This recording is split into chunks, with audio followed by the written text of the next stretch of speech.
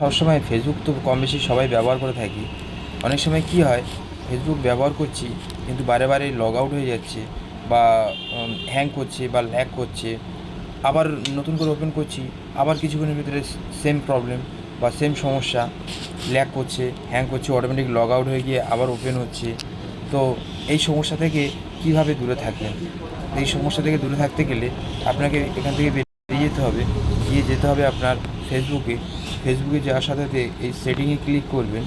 Click করার সাথে সাথে একটু নিচের দিকে আসবেন, এই দেখবেন এখানে লেখা রয়েছে ব্রাউজার বলে। ব্রাউজারে ক্লিক করলেন, সবার উপরে লেখা আছে দেখুন কুকিজ অ্যান্ড ক্যাচ, এইটা ক্লিক করবেন। করে এখানে ক্লিয়ার করে দেবেন। ক্লিয়ার করে দিয়ে এখান থেকে ব্যাক করে এবারে আপনার ফেসবুক প্রোফাইলের সামনে চলে আসবেন। দেখবেন আগের থেকে আপনার ফেসবুক খুব সুন্দর এবং খুব ইজি চলছে এবং আগের থেকে খুব মানে সুচ্ছল বা হেভি, মানে মনের থেকেও খুব সুন্দর লাগছে। তো এরকম ফেসবুক সমস্যায় কে ভুগছেন অতি অবশ্যই কমেন্ট বক্সে কমেন্ট করে জানাবেন।